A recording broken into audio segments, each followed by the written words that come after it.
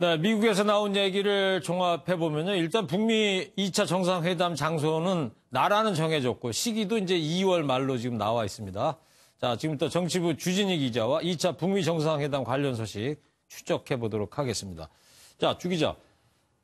회담 시기가 2월 말, 어제부터 이제 나온 얘기인데 왜 2월 말일지 한번 좀 어떤 이유에서 2월 말일까요? 네, 그 부분을 이제 들여다보기 위해서 먼저 트럼프 대통령이 어떤 뉘앙스로 언급을 했는지 먼저 들여다보시겠습니다. 예. 트럼프 대통령은 기자회견에서 우리는 언젠가 만나기로 협의를 했고 아마 2월 말쯤일 것이다 라고 밝혔습니다. 언젠가라고 하면서 날짜는 구체적으로 못 박지 못했지만 네. 2월이라는 기간은 설정한 겁니다. 그렇다면 왜 하필 2월 말일까라는 궁금증이 여기서 나오는데요. 예, 그렇습니다. 일각에서는 이런 추정이 나오고 있습니다.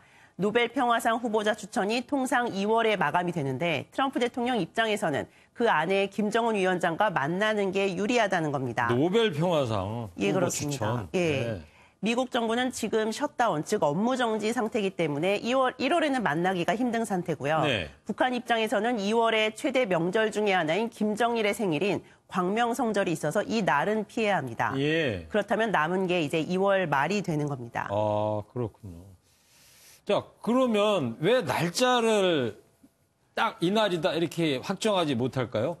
이번에 워싱턴에서 김영철 부위원장하고 만났을 때 대략적 스케줄을 정할 수도 있었을 것 같은데 말이죠. 사실 이번이 2차 북미 정상회담이지 않습니까? 예. 2차 북미 정상회담을 하려면 1차 때와는 달리 어떤 구체적인 성과가 있어야 합니다. 예. 성과가 보장돼야 회담 날짜를 잡아서 북미 정상들이 만날 수 있을 텐데 아직 그 성과를 위한 협상이 끝나지 않은 겁니다. 그리고 그 협상은 바로 스웨덴에서 진행되고 있는 실무 협상입니다. 예. 여기에서의 성과가 바로 정상회담의 날짜를 좌우할 것으로 보입니다. 즉 날짜가 빨리 잡힌다면 이 스웨덴에서의 실무회담이 매우 성과적으로 끝났다는 것을 암시한다고 봐도 될 것 같습니다. 네. 2월 말인데 말 중에서도 빨리 잡힌다면 스웨덴 협상이 성과가 있을 것이다. 그렇기 때문에 빨리 할 수 있을 것 같다.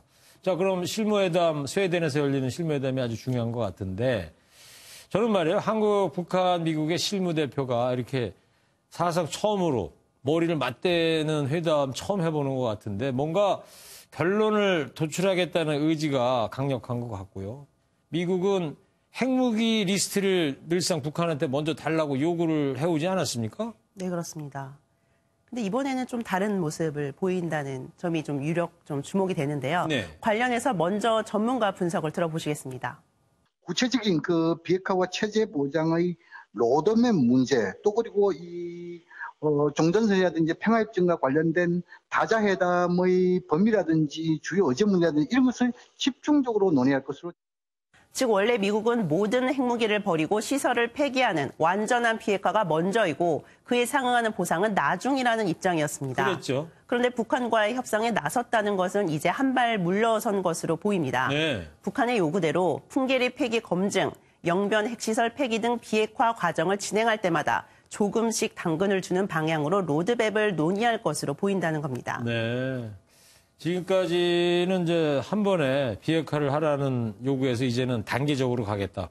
이른바 살라미식 접근을 하겠다는 거 아니에요? 근데 오늘 트럼프 대통령이 김영철 부위원장하고 만나가지고 비핵화 말고도 다른 많은 것들을 이야기했다. 진전이 있었다.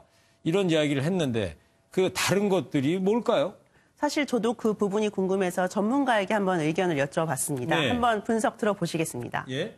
비핵화는 우리가 관심 있는 거고 북한은 뭐예요? 북미 관계 개선. 비핵화를 제외한 북미 관계라든가 평화체제 논의 이런 부분이 그 다른 것이라는 추정이 가능하죠. 즉 북한이 미국에게 지금 당장 원하는 것들을 언급했을 가능성이 있다는 분석입니다. 네. 예를 들어서 평양에 미국 연락사무소를 설치한다던가 종전선언 혹은 중국을 포함한 평화체제 논의를 구상하는 것을 제안했을 가능성이 있다는 겁니다. 또 공개적으로 말하지는 못하지만 부분적으로 경제제재 해제를 요구했을 가능성도 배제할 수는 없습니다. 네. 마침 아사히 신문이 최근 북한이 김영철을 보내는 등 적극적인 태도를 보내는 것은 김정은의 5조에 달하는 정치 자금이 고갈될 위기에 처했기 때문이라고 보도가 나왔는데 그래요? 이걸 보듯이 북한은 지금 최고위층의 돈 문제가 상당히 힘들다는 그런 추정이 가능합니다. 네.